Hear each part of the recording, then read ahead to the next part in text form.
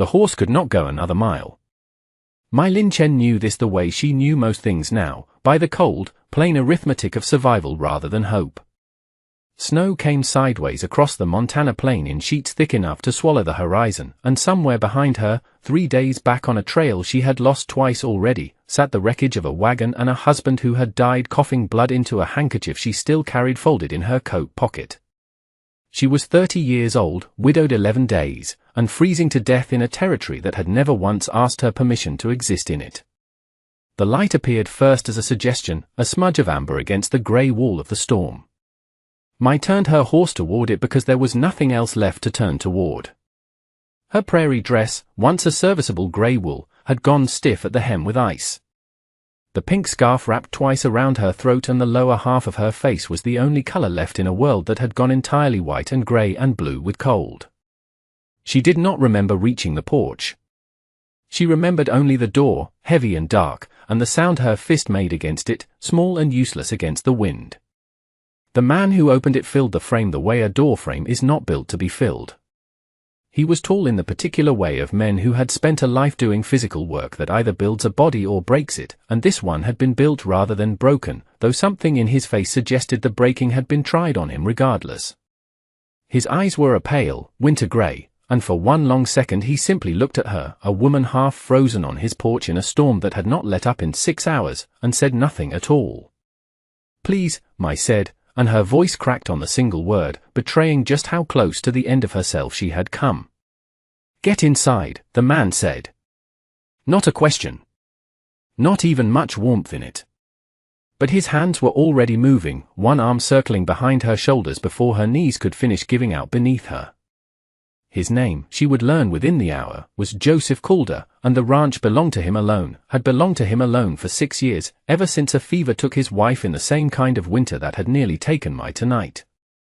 The house smelled of wood smoke and leather and something faintly medicinal, and Joseph moved through it with the economy of a man who had long since stopped expecting anyone else's presence to account for. He set her before the fire without ceremony, pulled a quilt from a trunk near the window, and draped it over her shoulders with hands that were rough with work and careful despite it. "There's a barn for the horse," he said.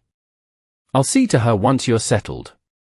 "She has a name," Mai said, teeth still chattering. "Plum." Something flickered across his face, brief and unreadable, gone before she could name it. "Plum," he repeated, as though testing the word for a place to put it. "All right."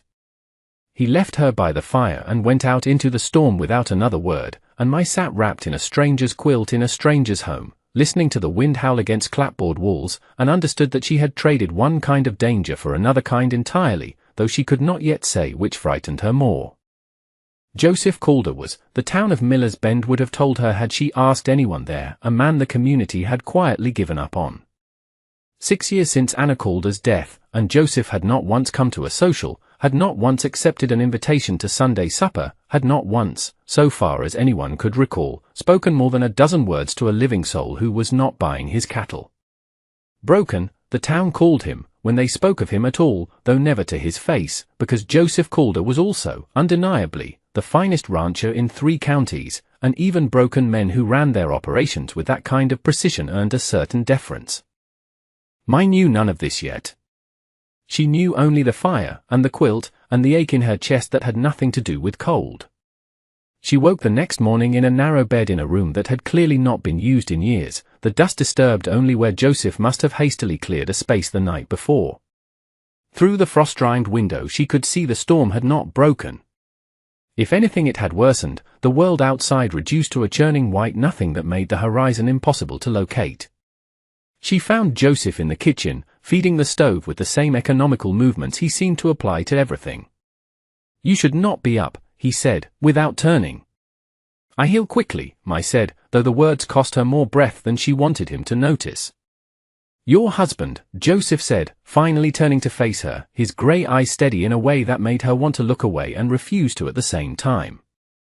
"You mentioned him in the fever last night. Said his name. Said he was gone."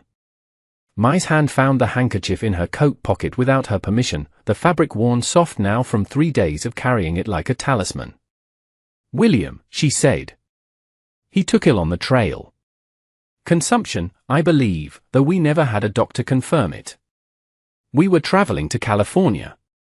He had family there, a cousin who had written of opportunity. Her voice did not break this time, though it wanted to. I buried him myself. There was no one else to do it. Joseph was quiet for a long moment. That's a hard thing to carry alone. I did not have the luxury of not carrying it, Mai said, sharper than she intended, though Joseph did not flinch from the edge in her voice the way she half expected him to. No, he agreed simply. I don't suppose you did. She told him more of it that first full day trapped inside by the storm, not because he pressed her but because the silence between them seemed to invite it in a way she had not expected from a stranger's house.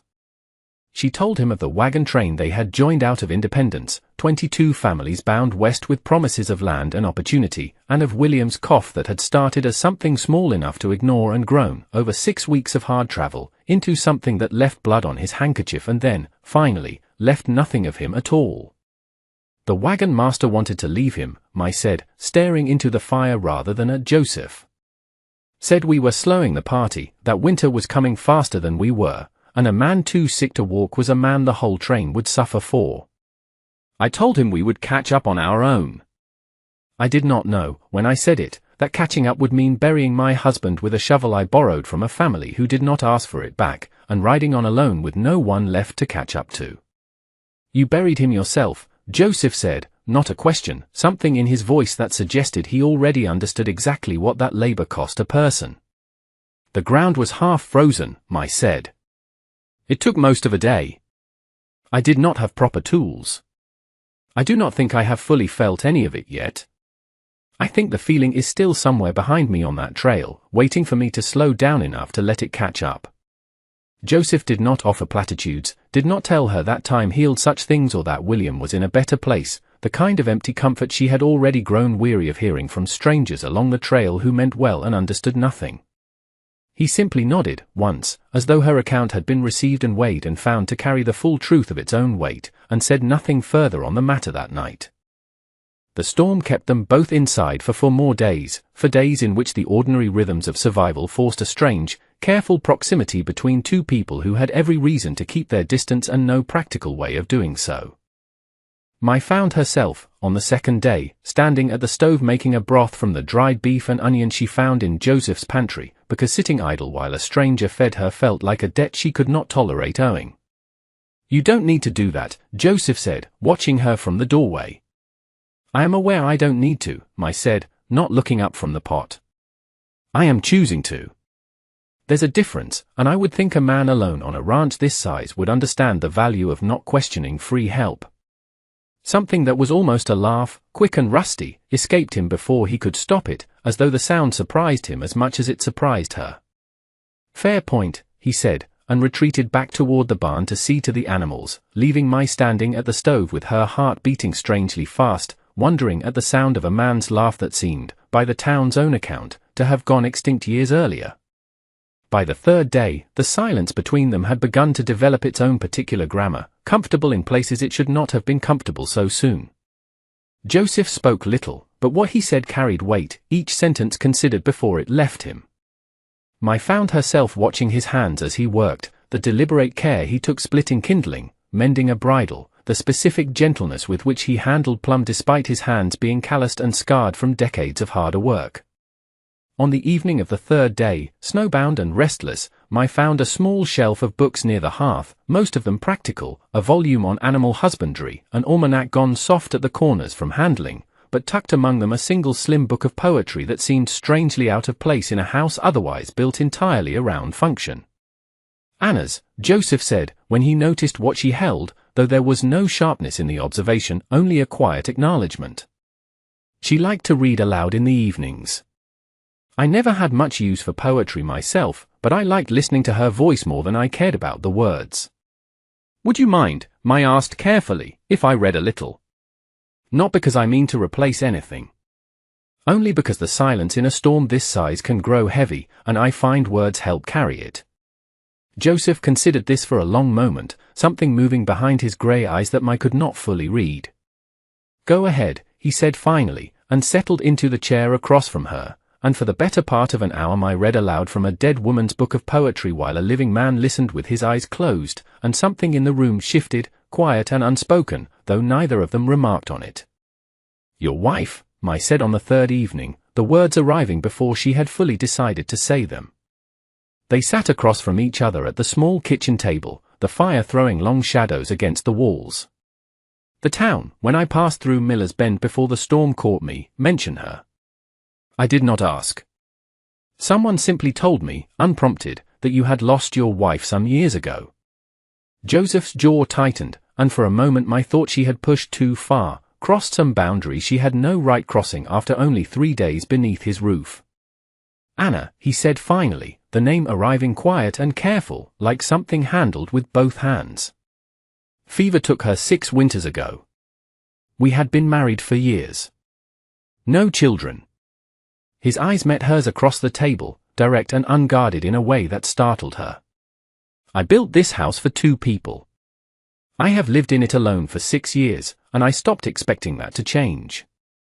"I'm sorry," I said, and meant it more than the words could carry. "Don't be," Joseph said. "It's simply what happened. I don't need pity for it. I gave up needing much of anything a while back." "That's not a way to live," I said, before she could stop herself. "That's a way to survive. There's a difference." Joseph looked at her for a long moment, something moving behind his grey eyes that she could not quite name. "You'd know," he said finally. "Wouldn't you? Burying a husband alone on a trail 3 days from anywhere." "I would," I agreed quietly. "I have been surviving rather than living for some time now, if I am honest about it." Neither of them said anything further that night, but something had shifted in the room, some careful acknowledgement passed between 2 people who recognized, in each other, the particular shape of a grief they had both been carrying in silence for far too long.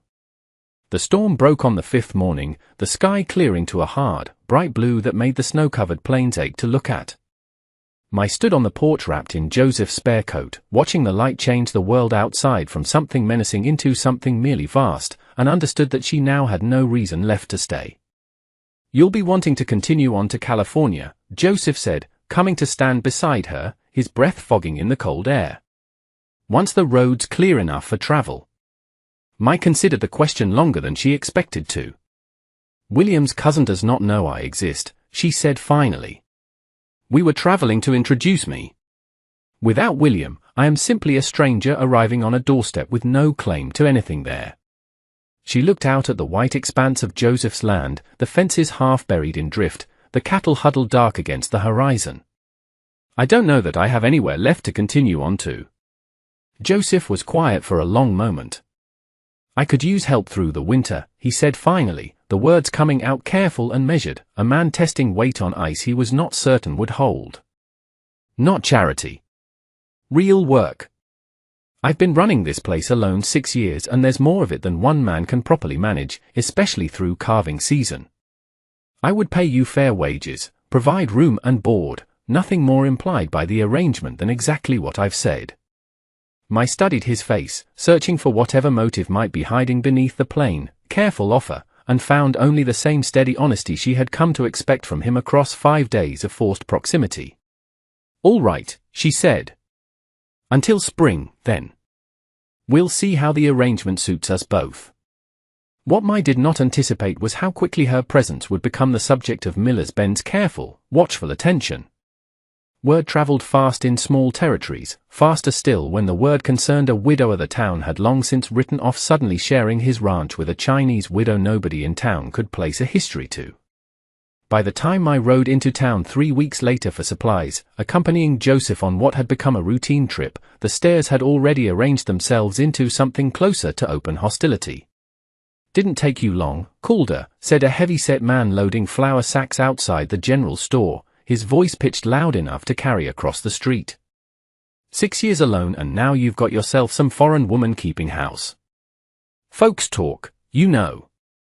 Wonder what kind of arrangement that is, exactly." Joseph's hands went still on the wagon reins, and I felt the sudden, sharp tension radiating off him even before he turned. "Careful, Otis," Joseph said, his voice quiet in the way I had learned, over 3 weeks, meant something dangerous coiled beneath the calm. She's under my roof and my protection, and I'd think carefully before you finish whatever sentence you were about to say next. Otis Whitfield, red-faced and unbothered by the warning, opened his mouth to continue, but the general store owner, a narrow, sharp-eyed woman named Ruth Alden who had run the establishment for as long as anyone in town could remember, stepped out from behind her counter with a look that silenced him faster than Joseph's words had managed. "Otis Whitfield, you settle your account and get on home," Ruth said, "before I decide your credit here has finally run out for good." She turned to me with an expression that was not quite warmth, but was not the hostility I had braced for either. "Mrs. Chen, was it?" I flour and salt set aside for the colder order. "Come on in out of that wind." It was the first kindness I had been offered by anyone in town, and she found herself unexpectedly grateful for it, though she noted, walking into the store, that Joseph remained on the porch outside, his eyes fixed on Otis Whitfield with a stillness that suggested the conversation between them was not yet finished. "He means nothing by it," Ruth said quietly, once they were inside, measuring flour into a sack with practiced hands. "Otis just likes the sound of his own voice better than he likes minding his own affairs. But you should know, Mrs. Chen, folks around here have opinions about a man like Joseph Calder taking in a woman the way he's taken you in. Opinions that don't much account for the particulars." "There are no particulars to account for," I said carefully. "I work for wages. Nothing more is implied." Ruth's sharp eyes studied her for a long moment, something knowing in the look that made my face warm despite the cold. "If you say so," Ruth said, and did not press further, though the doubt in her voice lingered in the space between them long after the subject had changed. The wagon ride home that afternoon carried a silence between them that felt different from the comfortable quiet of the storm days, heavier, weighted with everything neither of them had said in front of Otis Whitfield or Ruth Alden. "You did not need to defend me the way you did," I said finally, watching the frozen fields pass on either side of the road. "I have had worse said to me before. I know how to let it pass without it costing me anything." "Maybe," Joseph said, his eyes fixed on the road ahead. "But I did not much care for the sound of it, whether it costs you anything or not. I have spent 6 years not caring what this town thinks of me. I find I am considerably less willing to extend that same indifference to what they think of you." My turn to look at him, something warm moving through her chest despite the cold. "That is a dangerous thing to admit to a woman you have known 3 weeks, Joseph Calder." "I am aware of that," Joseph said, and said nothing further, though the set of his jaw suggested the admission had cost him something he was not yet ready to examine too closely. The trouble found them properly 10 days later, when I woke before dawn to the sound of cattle bawling in distress and Joseph already halfway out the door, rifle in hand, his face carved from something hard and focused that she had not seen from him before. "Wolves," he said, not stopping. "Get the lantern lit and stay inside." I did not stay inside. She had grown up on her family's small farm outside San Francisco before her marriage, had handled livestock and emergencies enough to know that a single man against a wolf pack in open winter dark was better served by a second set of hands than by an empty house behind him. She grabbed the shotgun from beside the door, the one Joseph had shown her how to load only 2 weeks earlier, half convinced she would never need the knowledge, and followed him out into the freezing dark. What she found at the edge of the northern pasture was chaos given shape. 3 wolves, lean and desperate with a hard winter's hunger, had broken through a weak section of fence and scattered the cattle into a panicked, dangerous mass of hooves and horns. Joseph stood at the center of it, rifle raised, but the angle was wrong, the herd between him and a clean shot at the largest wolf circling toward a calf that had separated from the group. I did not think. She raised the shotgun, aimed at the ground just behind the circling wolf, and fired. The blast cracked across the frozen pasture, and the wolf startled hard enough to abandon its line toward the calf, giving Joseph the half-second he needed to bring his rifle to bear and fire true. The animal dropped. The other 2, spooked now by gunfire and the sudden violent death of their packmate, retreated back toward the tree line and vanished into the dark. Joseph turned to find her standing there, shotgun still raised, breath fogging hard and fast in the cold air, and something in his expression cracked open in a way I had not seen from him in the week she had known him. "You could have been killed," he said, his voice rough. "So could you," I said. I judged the risk of doing nothing to be worse than the risk of helping. I judged correctly. Joseph closed the distance between them in 3 long strides, and for a moment I thought he might actually take hold of her, might finally cross whatever careful line had existed between them since the night she arrived half frozen on his porch. He stopped short, his hands curling into fists at his sides as though physically restraining the impulse. I already buried one woman I loved on this land, he said, and the word seemed to cost him something enormous to say. I am not prepared to bury another. The word hung between them in the frozen dark, loved, spoken before either of them seemed fully ready for it to exist out loud. I am not Anna, Mai said quietly, once she had recovered her voice. And I did not ask you to protect me from every risk life presents. I am capable of choosing my own dangers, Joseph. I know that, he said. I watched you choose one about 90 seconds ago. Something that was almost a laugh, rough with adrenaline, escaped him. It terrified me considerably more than the wolves did. They stood there a long moment, breath fogging between them, the dead wolf cooling in the snow a few yards distant, and something unspoken passed between them that neither was yet prepared to name aloud. The morning after the wolves brought a different kind of trial, a wagon rattling up the frozen drive not long after sunrise, and Joseph's expression hardening the moment he recognized the driver. Otis Whitfield climbed down stiffly, his breath fogging with something that looked more like agitation than cold. Cattle inspectors coming through the county next week, Otis announced, not bothering with any greeting first. Word is somebody's filed a complaint about irregular arrangements out here, Calder. About who exactly is living under your roof and what claim she's got to being here at all. Thought you'd want warning before the county man shows up asking questions you might not care to answer. Mai felt something cold settle in her stomach that had nothing to do with the winter air. What kind of questions, she asked, before Joseph could speak. The kind that matter to folks who like their territories kept proper, Otis said, not quite meeting her eyes. Foreign woman with no deed, no marriage, no family claim, living alone with a man on a working ranch. Some in town wonder if that's the kind of arrangement the county ought to be looking into more closely. Joseph's voice, when it came, was low and level in a way that made even Otis take an involuntary step back. You tell whoever filed that complaint that my Lin Chen is under contract as paid help on my property, same as any hand I've hired in 6 years, and that her arrangement here is no different than it would be if she were a man. If the county inspector has questions, he can bring them to me directly, and I will answer every one of them plainly.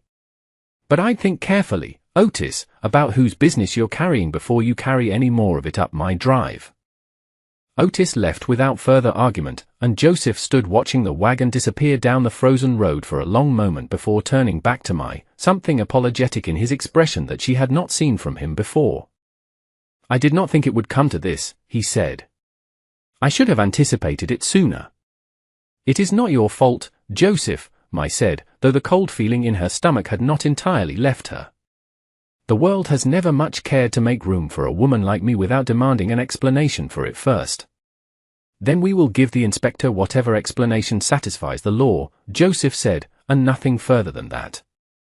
His jaw was set with the same stubborn resolve she had first glimpsed the night of the wolves. I will not have this county deciding who belongs on my land and who doesn't. The inspector, when he arrived 8 days later, proved considerably less interested in scandal than Otis Whitfield's warning had suggested. A tired, practical man named Mr. Farrow who reviewed Joseph's ledgers, confirmed Mai's wages were properly recorded, and departed within the hour with no further comment beyond a polite thanks for the coffee. But the 8 days of waiting had done something to the careful distance both Joseph and Mai had maintained, stripping away whatever remained of the fiction that what existed between them was simple, uncomplicated employment. It was on a clear night 3 weeks after the wolves that Mai found him standing outside near the small fence plot at the edge of the property, a modest wooden marker visible beneath a fresh dusting of snow. Anna's grave, she said quietly, coming to stand beside him. I come out here most nights, Joseph admitted. Told myself for years it was grief. Lately I've started wondering if it was something closer to guilt, for not knowing how to put it down. Grief doesn't need permission to end, Mai said. But I don't think that's what keeps you standing here, Joseph. I think you're afraid that if you let yourself want something new, it means the wanting was disloyal to what came before. Joseph turned to look at her, something raw and unguarded in his expression that she had never seen from him, not even in the moment after the wolves. "You see things clearly," he said. "It's unsettling." "I have had a great deal of practice seeing clearly," I said. "It was that or drown in what I lost. I chose to see clearly instead." "William," Joseph said. "You don't speak of him often." "He was a good man," I said, the words arriving steady now, the wound around them scarred rather than raw the way it had been the night she arrived. "Gentle. Careful. I loved him, and I grieved him properly, and I do not believe that grief obligates me to spend the rest of my life alone in his memory. I think he would have wanted better for me than that." "Anna would have wanted better for me too," Joseph said, quiet, as though testing the truth of the sentence as he spoke it. "I have known that for some time. I simply did not know what better looked like, until a woman half frozen showed up on my porch during a storm I nearly didn't hear over." My breath caught. "Joseph." "I am not a man given to speeches," Joseph said, "and I don't intend to become one now. But I would be lying to both of us if I let you keep believing that what has grown here these past weeks is nothing more than wages and shared work." His grey eyes held hers steady in the moonlight. "I have not felt like a man capable of wanting anything in 6 years, my Lin Chen. You have proven me wrong about that, without once trying to." Mai reached for his hand, calloused and scarred and careful, exactly as she had watched it be with every creature and object it had touched since the night she arrived. "I did not come here looking for this," she said. "But I am not sorry to have found it." Spring arrived on the ranch the way it always did in that country, sudden and complete, the snow retreating almost overnight to reveal ground hungry for planting and cattle ready for the work of calving season. 3 months had passed since the wolves, 3 months in which the careful, unspoken understanding between Joseph and Mai had deepened into something neither felt any further need to hide, from themselves or from the watchful eyes of Miller's Bend. The calving season proved the hardest test the ranch had faced in years, a difficult spring with more losses than usual among the herds of neighboring ranches, but Joseph's operation weathered it with fewer losses than any other spread in the county, a fact that did not go unnoticed by a community that measured a person's worth first and foremost by their competence. My steady hand during 3 difficult births, her calm insistence on trying one more method before giving up on a struggling calf, became its own kind of quiet legend passed between ranch hands at the feed store, until even those who had once whispered about foreign arrangements found themselves, however grudgingly, speaking of Mrs. Chen with something closer to respect. The town's opinion had not entirely softened, though enough of it had shifted, particularly after word spread of a woman who had stood her ground against wolves in the freezing dark rather than cower behind a locked door, that Ruth Alden had taken to greeting Mai by name whenever she came into the store, and even Otis Whitfield had learned to keep his opinions to himself in Joseph Calder's presence. It was Ruth, in fact, who noticed first, watching the two of them load supplies into the wagon one bright April morning with an ease and familiarity that had clearly moved past whatever careful professional distance the arrangement had once maintained. "When's the wedding, then?" Ruth said, not quite a question, more an observation delivered with the particular satisfaction of a woman who prided herself on reading a room correctly. Joseph and Mai exchanged a glance, and something passed between them, silent and complete, an agreement reached without either needing to speak it aloud first. "Soon," Joseph said, and the words settled into the spring air with a certainty that surprised even him. They were married 3 weeks later in the small white church at the center of Miller's Bend, the same church that had, 6 years earlier, held Anna Calder's funeral, a fact Joseph acknowledged plainly and without shame in the days leading up to the ceremony. "I don't intend to pretend she didn't exist," he told Mai the night before. "She was part of the life that led me here. I would rather honor that plainly than hide it." "I would not want you to hide it," Mai said. "I carry William with me the same way. We do not have to set our grief aside to build something new. We simply have to stop letting it decide everything for us." The church was fuller than either of them expected, word having traveled through the territory of the widow who had faced down wolves and the rancher the town had long since given up on, and there was something quietly satisfying in the sight of Otis Whitfield seated stiffly near the back, unable to find a single objection worth voicing in front of a congregation that had clearly already made up its mind. Mai wore, at Joseph's quiet insistence, the same pink scarf she had arrived in, wrapped now not against a killing storm but simply because he had asked her to, because he told her, the morning of the wedding, that it was the first color he remembered seeing clearly in 6 years, and he wanted to see it again on the day that mattered most. I came to this territory a widow with nothing left but a horse and a dead man's handkerchief in my pocket, Mai said quietly to him, as they stood together at the church steps afterward, the spring sun warm for the first time in months. I did not imagine I would leave it a rancher's wife. I did not imagine much of anything 6 months ago, Joseph said, his hand finding hers, steady and certain in a way it had not been in 6 long years. You arrived in a storm I nearly didn't survive listening to. I have come to think the storm did me a favor I did not deserve. We survived it together, Mai said. I think that's simply what marriage is, in the end. 2 people choosing, every day after the worst has already happened, to keep facing forward instead of back. And that brings us to the end of this one. If you stayed with me all the way through, thank you. Stories like this one only get told because folks like you sit down and listen. If you liked what you heard, go ahead and hit that like button. And if you want more stories from the old frontier, subscribe so you don't miss the next one. Until then, take care of yourself, and thanks again for being here.